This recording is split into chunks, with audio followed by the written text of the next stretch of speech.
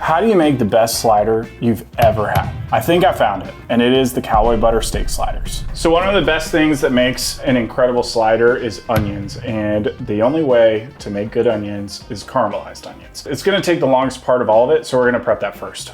So I have 2 yellow onions. I like yellow because they're sweet. And they're not as sharp as white, but you can totally use white, whatever is easier to find. Let's slice it down the root, even though that's against the rules. And then we're gonna chop it up really fine, and then we're gonna throw it into the bowl. I highly recommend slicing up more onions than you actually need because they're gonna break down a ton. They have so much water in them. You'll be surprised how little onion is left in volume once these guys start breaking down. Now we got our onions, put it to a bowl, put it to the side. One time I did a catering event way too early in my career, but we had to slice onions for 300 people. And I couldn't fall asleep that night because I was crying while I was sleeping. It was terrible. All right, the onions are done.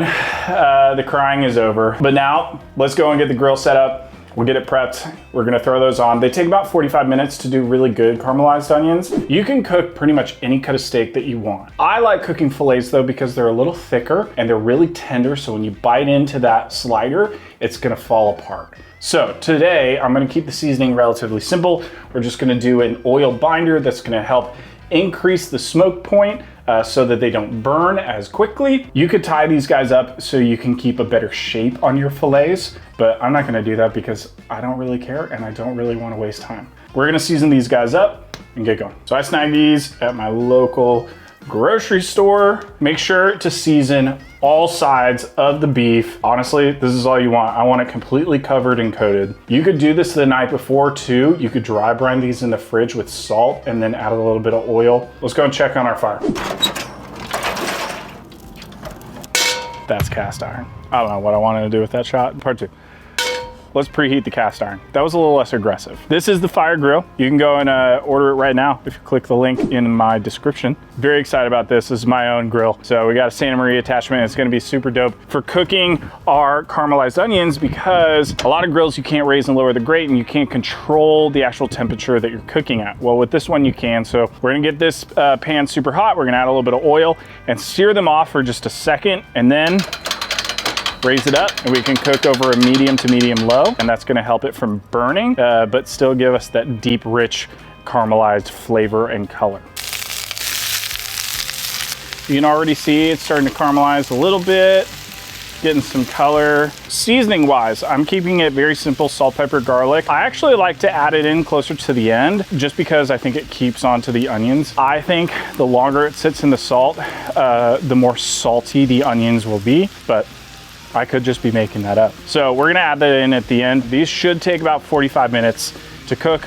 If you wanna do it even longer, it will just add more flavor. Just make sure to lower that heat. We're gonna raise this up real quick and we're gonna let it rip. We'll see you in 45 minutes. All right, so we've had these guys caramelizing for actually a little over an hour. They have a really nice brown color that I'm looking for. You can go darker than this if you want, but I feel pretty good with what I got right now. Like I was saying about the seasoning, I'm gonna add some salt, pepper, and garlic just right here, right at the end. Mix that all up. If you remember how many onions we had, literally it was like flowing out of this skillet. I thought I needed a bigger skillet. Onions just reduce so much. These guys are ready to go. I'm gonna pull these off and we're gonna start grilling. It smells incredible.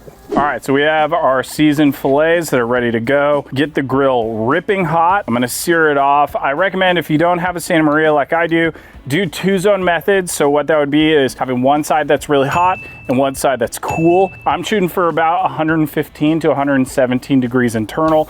That should rest for a couple of minutes and should rise to about 120 to 125. So that will be about medium rare. I like to add a little bit of oil just on top, helps to get an even nicer crust. I don't believe in grill marks as being the test for like a good steak. I think a crust is what makes it incredible. If you don't have like a little char in your steak, I don't feel like you're doing it right. I like to undercook fillets because they don't actually have as much fat. This small guy right here is completely done. I'm gonna set him to the side. This guy's probably the next one, and then this big boy will be last. Number 2 is done.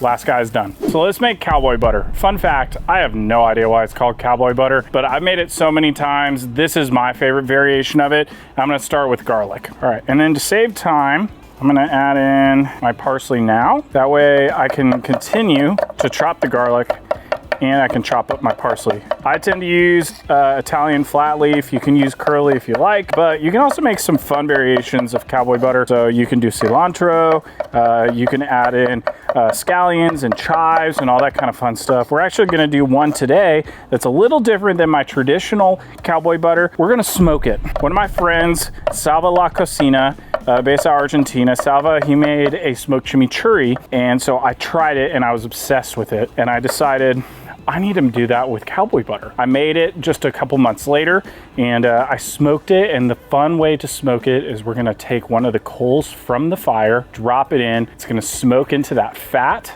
and we're gonna let it sit for about 5 to 10 minutes. It's incredible. I'm gonna add this into a mason jar, but you can also add it to a bowl or whatever you like. I'm gonna take half of a lemon, I'm gonna roll it so we can break down some of the fibers in there and we can get a little more juicy. Dijon mustard. So we have some Spiceology red chili flakes. I personally like to use red chili flakes. You can use cayenne though if you like. We just melted down some unsalted butter. I personally prefer to use unsalted so that we can control the salt levels that we're looking for. I'm gonna drop that in. This is cowboy butter. We have this ready to go, and now this is my favorite part of making smoked cowboy butter.